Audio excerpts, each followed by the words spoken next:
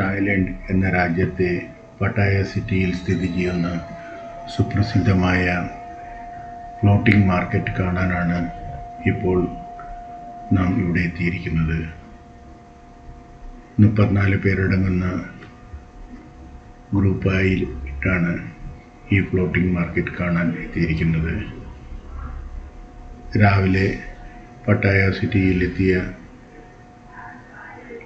ഈ ഗ്രൂപ്പിലെ അംഗങ്ങളെല്ലാവരും under water world കണ്ടതിന് ശേഷം പട്ടായ സിറ്റിയിലെ ഈ പ്രസിദ്ധമായ ഫ്ലോട്ടിംഗ് മാർക്കറ്റ് കാണാനായി ഇപ്പോൾ വളരെ ആവേശഭരിതരായി ഇവിടെ എത്തിയിരിക്കുകയാണ്.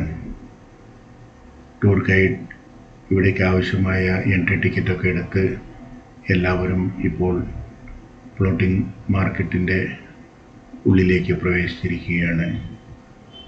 ഫ്ലോട്ടിംഗ് മാർക്കറ്റ് എന്ന് വെച്ചാൽ വെള്ളത്തിന് മുകളിൽ പണിതീർത്തിരിക്കുന്ന മാർക്കറ്റുകളാണ്. പ്രത്യേകമായി ഇങ്ങനെയുള്ള മാർക്കറ്റുകൾ ജലത്തിന് മീതെ കെട്ടിയുണ്ടാക്കിയിരിക്കുന്ന മരം കൊണ്ടുള്ള നിർമ്മിതികളാണ്. ഇപ്പോൾ നാം ഇവിടെ കാണുന്നത് പോലെ ഈ നിർമ്മിതികൾക്കെല്ലാം ധാരാളമായി ഉപയോഗിച്ചിരിക്കുന്നത് മരങ്ങളാണ്. കെട്ടിടത്തിൻ്റെ ഭിത്തികളായാലും കെട്ടിടത്തിൻ്റെ മേൽക്കൂരയായാലും കെട്ടിടത്തിൻ്റെ തറയായാലും ഇല്ലെങ്കിൽ കെട്ടിടങ്ങൾക്ക് നടുവിൽ ഒന്നിൽ നിന്നും മറ്റൊന്നിലേക്കും അവിടെ നിന്ന് ഇനിയൊന്നിലേക്കും പോകാനുള്ള വഴികളാണെങ്കിലും എല്ലാം മരങ്ങൾ കൊണ്ട് തന്നെ നിർമ്മിച്ചിരിക്കുന്നവയാണ്. ഏതൊരു സാഹചര്യത്തെയും നന്നായി ഉപയോഗിച്ചാൽ അത് ഒരു ടൂറിസ്റ്റ് അട്രാക്ഷനാക്കി മാറ്റാം എന്നതിൻ്റെ ഏറ്റവും വലിയ ഉദാഹരണം കൂടിയാണിത്. ഇങ്ങനെ ഫ്ലോട്ടിംഗ് മാർക്കറ്റിനുള്ളിൽ കടന്ന യാത്രാർത്ഥികൾ ഇവിടെ നമുക്കായി ഒരുക്കിയിരിക്കുന്ന ഹോട്ടലിൽ ഇപ്പോൾ ഭക്ഷണത്തിനായി എല്ലാവരും ബൊഫയുടെ മുന്നിൽ നിരയായി നിന്ന് തങ്ങൾക്ക് ആവശ്യമുള്ള ഭക്ഷണങ്ങൾ എടുക്കുകയാണ്. വളരെ രുചികരമായ ഭക്ഷണവും കഴിച്ച് ഗ്രൂപ്പിലെ അംഗങ്ങളെല്ലാവരും ഫ്ലോട്ടിംഗ് മാർക്കറ്റിലെ വിവിധങ്ങളായ കാഴ്ചകൾ കാണാൻ ഇപ്പോൾ പുറപ്പെട്ടിരിക്കുകയാണ്. നടവഴികൾക്ക് ഇരുവശങ്ങളിലുമായി ധാരാളം ഷോപ്പുകളാണ് ഇവിടെ പ്രവർത്തിക്കുന്നത്. കരകൗശല വസ്തുക്കളും തുണിത്തരങ്ങളും സൗന്ദര്യവർദ്ധക വസ്തുക്കളും മറ്റനേകം വസ്തുക്കളും വിൽക്കുന്ന ധാരാളം കടകളാണ് ഇവിടെ സജ്ജീകരിച്ചിരിക്കുന്നത്. ഒരു ടൂറിസ്റ്റ് അട്രാക്ഷൻ കൂടിയാണ് ഈ ഫ്ലോട്ടിംഗ് മാർക്കറ്റ്. തടാകത്തിന് നടുവിൽ നിർമ്മിച്ചിരിക്കുന്ന വളരെ മനോഹരമായ നിർമ്മിതികളാണ് ഇവിടെയുള്ള ഓരോ നിർമ്മിതികളും. തനത് തായ് സ്റ്റൈലിൽ നിർമ്മിച്ചിരിക്കുന്ന കൂടാരങ്ങളും കെട്ടിടങ്ങളും ഒക്കെയാണ് ഇവിടെ നമ്മുടെ മുൻപിൽ അനാവരണം ചെയ്യപ്പെടുന്നത്. മനോഹരങ്ങളായ പെയിൻറ്റിങ്ങുകൾ, കളിക്കോപ്പുകൾ, കുട്ടികൾക്കും മുതിർന്നവർക്കുമുള്ള സൊവനീറുകൾ, അങ്ങനെ നീണ്ടുപോകുന്നു ഇവിടെ ലഭിക്കുന്ന വസ്തുക്കളുടെ ലിസ്റ്റ്. ഇങ്ങനെ നാം നടന്നെത്തിയിരിക്കുന്നത് ഇപ്പോൾ പിയറിന് അടുത്തായിട്ടാണ്. ഇവിടെ നിന്നും ബോട്ട് സർവീസ് ലഭ്യമാണ്. 6 ആൾക്കും 8 ആൾക്കും കയറി സഞ്ചരിക്കാവുന്ന ചെറിയ തുഴ തോണികളാണ് ഇവിടെ ഉപയോഗിച്ചിരിക്കുന്നത്. അങ്ങനെ തോണിയിൽ കയറി ഈ ഗ്രൂപ്പിലെ അംഗങ്ങളെല്ലാവരും ഓരോരുത്തരായി ഈ ഫ്ലോട്ടിംഗ് കാഴ്ചകൾ കാണാനായി തങ്ങളുടെ യാത്ര ആരംഭിക്കുകയാണ്. ഏതാണ്ട് അരമണിക്കൂർ നീണ്ടു നിൽക്കുന്ന ഒരു ചെറിയ ബോട്ട് യാത്രയാണ് ഇവിടെ വിഭാവനം ചെയ്തിരിക്കുന്നത്. നമ്മളെപ്പോലെ ഇവിടെ കാണാനെത്തിയിരിക്കുന്ന അനേകായിരം യാത്രികരും നമ്മോടൊപ്പം ഇങ്ങനെയുള്ള ബോട്ടുകളിൽ ഈ തടാകത്തിലൂടെ സഞ്ചരിക്കുന്നുണ്ട്. മനോഹരമായി നിർമ്മിച്ചിരിക്കുന്ന നിർമ്മിതികൾ, വിരിഞ്ഞു നിൽക്കുന്ന ആമ്പൽപ്പൂക്കൾ, എല്ലാത്തിനും ഒരു പ്രത്യേക മനോഹരതയുണ്ട്.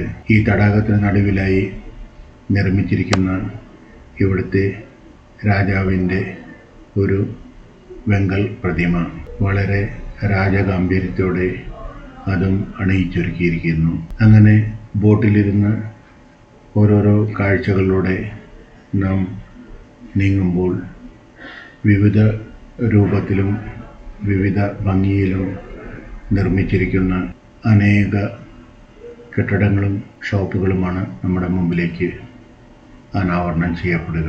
പല രാജ്യങ്ങളിൽ നിന്നും പല ദേശങ്ങളിൽ നിന്നും പല ഭാഷകളിൽ നിന്നും എത്തിയിരിക്കുന്ന അനേകായിരം യാത്രികർ പലവിധ വേഷങ്ങളും പലവിധ ഭാഷകളും പലവിധ സംസ്കാരങ്ങളും ഒക്കെ ഉള്ള ഒരു വലിയ ജനസമൂഹത്തെയാണ് നമുക്കിവിടെ കാണാൻ സാധിക്കുക.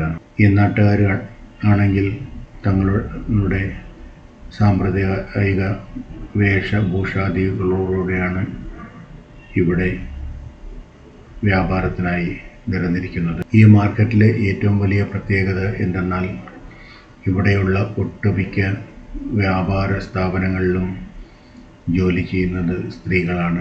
അങ്ങനെ തോണിയിലിരുന്ന് തടാകത്തിൻ്റെ മനോഹരമായ കാഴ്ചകളും ഇവിടെ നിർമ്മിച്ചിരിക്കുന്ന മനോഹരമായ നിർമ്മിതികളും കണ്ട് മുന്നോട്ട് പോകുമ്പോൾ ഞാൻ തായ്ലൻഡിൻ്റെ പ്രാഗ് ചരിത്രത്തെക്കുറിച്ചാണ് ചിന്തിച്ചുകൊണ്ടിരിക്കുന്നത്. തായ്ലൻഡിൻ്റെ പ്രാഗ് ചരിത്രത്തെക്കുറിച്ച് പരിമിതമായ അറിവേ നമുക്ക് ഇന്ന് ലഭ്യമായിട്ടുള്ളൂ. ശിലായുഗം മുതൽ തന്നെ തായ്ലൻഡിൽ മനുഷ്യാധിവാസം തുടങ്ങിയതായി അനുമാനമുണ്ട്. പുരാതന കാലം തൊട്ടേ തായ്ലൻഡിൽ മനുഷ്യവാസം ഉണ്ടായിരുന്നു. BC 3600 മുതലുള്ള ചരിത്രാവശിഷ്ടങ്ങൾ ബൻ ചിയാങ് പ്രദേശത്ത് നിന്ന് കണ്ടെടുത്തിട്ടുണ്ട്. നെൽകൃഷിയും ചെമ്പ് ആയുധ നിർമ്മാണവും അക്കാലത്ത് തന്നെ ഉണ്ടായിരുന്നു എന്നാണ് കണ്ടെത്തലുകൾ സൂചിപ്പിക്കുന്നത്. സുമാത്ര ദ്വീപിൽ നിന്നും മലായ് ഉപദ്വീപിലേക്ക് വ്യാപിച്ച ശ്രീ വിജയ സാമ്രാജ്യവും കംബോഡിയയിലെ ഖമർ സാമ്രാജ്യവുമെല്ലാം തായ് പ്രദേശങ്ങളുടെ അധീനത്തിലായിരുന്നു. ഹിന്ദുക്കളായ ഖമറുകളുടെ കീഴിലായിരുന്നു തായ് വംശജർ. തായ്ലൻഡിലെ വടക്ക് കിഴക്കൻ ഭാഗങ്ങളിൽ നടന്ന പുരാവസ്തു പഠനങ്ങളുടെ വെളിച്ചത്തിൽ കൃഷിയെക്കുറിച്ച് അറിവുള്ള ജനതയായിരുന്നു തായ്ലൻഡിൽ ഉണ്ടായിരുന്നത് എന്നാണ് നമുക്ക് അനുമാനിക്കാൻ കഴിയുക. 1939 തായ്ലൻഡ് എന്ന നാമം സ്വീകരിക്കുന്നതുവരെയും ഈ പ്രദേശം സായാം എന്ന പേരിലാണ് അറിയപ്പെട്ടത്. ചരിത്ര ആരംഭം മുതൽ നിരവധി ഗോത്രവർഗക്കാരുടെ നിയന്ത്രണത്തിലായിരുന്നു സയാം. 3-ാം ശതകത്തിൽ സയാം ഹുനാൻ സാമ്രാജ്യത്തിൻ്റെ ഭാഗമായി. സാംസ്കാരികമായി ഇന്ത്യയോട് താദാത്മ്യമുണ്ടായിരുന്ന ഈ സാമ്രാജ്യത്തിൻ്റെ ആസ്ഥാനം കംബോഡിയയായിരുന്നു. ഹുനാൻ സാമ്രാജ്യം ശിഥിലമായതോടെ ദക്ഷിണ ചൈനയിൽ നിന്നെത്തിയ മോൺ ജനത സയാമിൽ നിരവധി രാജ്യങ്ങൾ സ്ഥാപിച്ചു. ദ്വാരാവതി, ഹരിപുഞ്ചായ എന്നിവയായിരുന്നു അവയിൽ പ്രമുഖം. ഇന്ത്യൻ രാഷ്ട്രീയ തത്വങ്ങളിൽ അധിഷ്ഠിതമായ ഈ രാജ്യങ്ങളിലെ ജനത സാംസ്കാരികമായി ഹൈന്ദവ ബൗദ്ധ മതങ്ങളോട് കടപ്പെട്ടിരുന്നു. 10-ാം ശതകത്തിൽ ദ്വാരാവതിയും ചാവേപ്രായ താഴ്വരയും കംബോഡിയയിലെ ഖമർ സാമ്രാജ്യത്തിൻ്റെ അധീനതയിലായി. 11-ാം ശതകത്തിൽ ദക്ഷിണ ചൈനയിൽ നിന്നുള്ള തായ് ജനത തായ്ലൻഡിലേക്ക് കുടിയേറ്റം ആരംഭിച്ചു. ചാവേപ്രായ തടത്തിലെ ഫലപുഷ്ടമായ മണ്ണാണ് ഇവരെ തായ്ലൻഡിലേക്ക് ആകർഷിച്ചത്. ഖമറുകളുടെ മേൽക്കോയ്മ സ്വീകരിച്ച തായ് ഗോത്ര തലവന്മാർ നിരവധി സ്വരൂപങ്ങൾ ഇവിടെ സ്ഥാപിക്കുകയുണ്ടായി. ഖമർ മോൺ ജനതയുമായുള്ള സഹവർത്തിത്വം മൂലം ഹൈന്ദവ ബൗദ്ധ സ്വാധീനം ഇവരിൽ. തായ്ലൻഡിൽ നിലവിലുള്ള പല സ്ഥലനാമങ്ങളും സംസ്കൃത ഭാഷയോട് ബന്ധമുള്ളവയാണ്. ഇന്ത്യൻ സംസ്കാരത്തിൻ്റെ സ്വാധീനതയാണ് ഇതിലൂടെ പ്രകടമാകുന്നത്. 13-ാം ശതകത്തിൽ ഖമറുകളുടെ അധികാര നിയന്ത്രണങ്ങൾ ദുർബലമായതോടെ തായ് ഗോത്രത്തലവന്മാർ ഖമർ ഗവർണർമാരെ പുറത്താക്കിക്കൊണ്ട് ഇന്നത്തെ ബാങ്കോങ്ങിന് 322 കിലോമീറ്റർ വടക്കായിട്ടുള്ള സുഖതായ് കേന്ദ്രമാക്കി ഒരു തായ് രാജ്യത്തിന് അടിത്തറയിട്ടു. രാമ ഖാം ഹെങ്ങായിരുന്നു സുഖതായ് രാജ്യത്തെ ഏറ്റവും പ്രബലനായ രാജാവ്. തെക്ക് നക്കോൺ സീതാമരാഠ് വരെയുള്ള ഖമർ പ്രദേശങ്ങളെ പിടിച്ചെടുത്ത ഇദ്ദേഹത്തിന് ബർമ്മ, ലാവോസ് എന്നീ രാജ്യങ്ങൾ കപ്പം നൽകിയിരുന്നു എന്നാണ് ചരിത്രം. എന്നാൽ ഇദ്ദേഹത്തിൻ്റെ ദുർബലരായ പിൻഗാമികളുടെ കീഴിൽ ശിഥിലമായ സുഖോത്തായി രാജ്യത്തിന് ദക്ഷിണ തായ്ലൻഡിൽ 1350 സ്ഥാപിതമായ ആയുത്തിയ എന്ന പുതിയ തായ് രാജ്യത്തിൻ്റെ ഭീഷണി നേരിട്ടു. രാമാധിബോധി സ്ഥാപിച്ച ഈ രാജ്യത്തിന് വടക്കേ ഇന്ത്യയിലെ അയോധ്യയുടെ പേരാണ് നൽകപ്പെട്ടത്. 1360 തേരാവാദ ബുദ്ധമതത്തെ ആയുധിയായുടെ ഔദ്യോഗിക മതമായി സ്വീകരിച്ച ഇദ്ദേഹം ഇന്ത്യൻ ധർമ്മശാസ്ത്രത്തിൻ്റെ മാതൃകയിൽ ഒരു നിയമാവലിയും രൂപീകരിച്ചു. 19-ാം ശതകം വരെ ഈ നിയമാവലിയാണ് തായ്ലൻഡിൽ പ്രാബല്യത്തിലിരുന്നത്.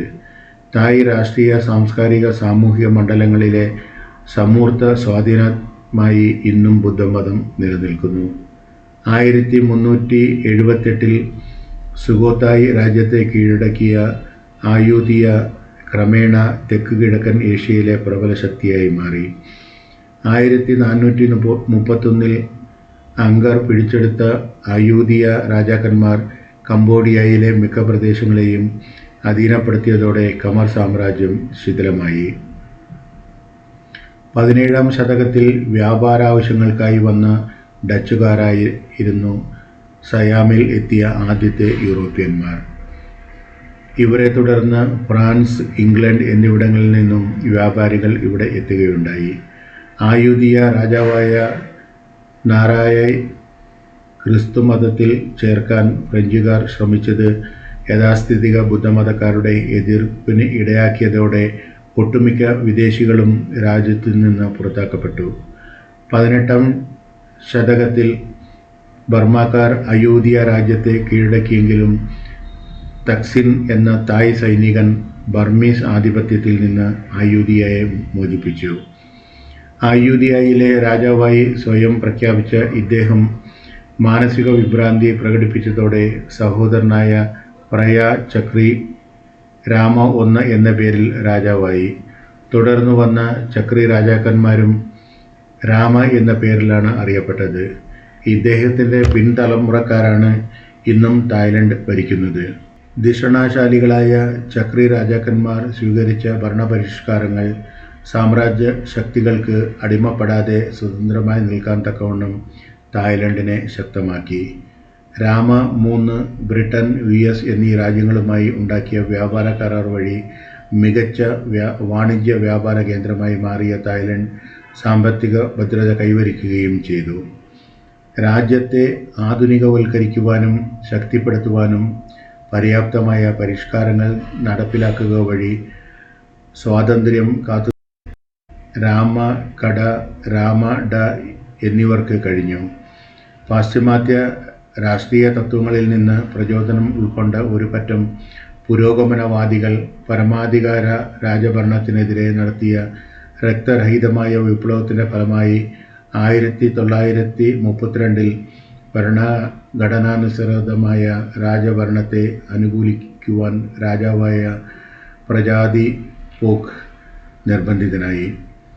പുതിയതായി രൂപവൽക്കരിക്കപ്പെട്ട ജനറൽ അസംബ്ലിയെ പിരിച്ചുവിടാൻ 1933 രാജാവ് നടത്തിയ നീക്കത്തെ പട്ടാളം എതിർത്തതോടെ തായ് രാഷ്ട്രീയത്തിലെ നിർണായക ഘടകമായി പട്ടാളം മാറുകയായിരുന്നു. 1933 ഇദ്ദേഹം സ്ഥാനത്യാഗം ചെയ്തതിനെ തുടർന്ന് അനന്തരവനായ ആനന്ദ മഹിദോൾ അടുത്ത രാജാവായി. ഇങ്ങനെ ഈ രാജ്യത്തിൻ്റെ ചരിത്രത്തെപ്പറ്റി ചിന്തിച്ചുകൊണ്ട് നാം ഫ്ലോട്ടിംഗ് മാർക്കറ്റിലെ വിവിധ കാഴ്ചകൾ കണ്ട് മുന്നോട്ട് നീങ്ങുമ്പോൾ ഇപ്പോൾ മനോഹരമായി ഇവിടെ എത്തുന്ന യാത്രികർക്കായി ഒരുക്കി വച്ചിരിക്കുന്ന കടകളാണ് നമ്മുടെ മുമ്പിലേക്ക് തുറക്കപ്പെടുക. വാനിറ്റി ബാഗുകളും മറ്റ് കരകൗശല വസ്തുക്കളും തുണിത്തരങ്ങളും ആഹാര പദാർത്ഥങ്ങളും അടങ്ങിയ ധാരാളം സ്റ്റോറുകൾക്ക് നടുവിലൂടെയാണ് ഇപ്പോൾ യാത്രാ സംഘത്തിലെ അംഗങ്ങൾ നടന്നു നീങ്ങുന്നത്.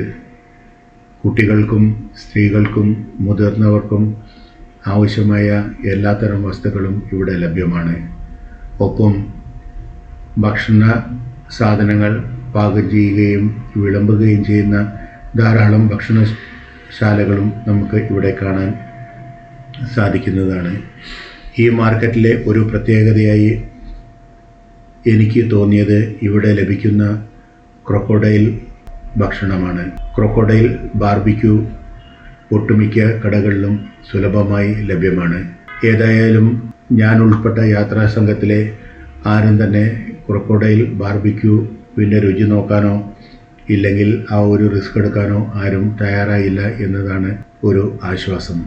ഇങ്ങനെ ഈ ഫ്ലോട്ടിംഗ് മാർക്കറ്റിലെ മനോഹരമായ വിവിധതരം കാഴ്ചകൾ കണ്ട് വളരെയേറെ സംതൃപ്തിയോടെ ഫ്ലോട്ടിംഗ് മാർക്കറ്റിൽ നിന്നും പുറത്തിറങ്ങി അടുത്ത ലക്ഷ്യസ്ഥാനത്തേക്ക് എല്ലാവരും നീങ്ങിക്കൊണ്ടിരിക്കുകയാണ്.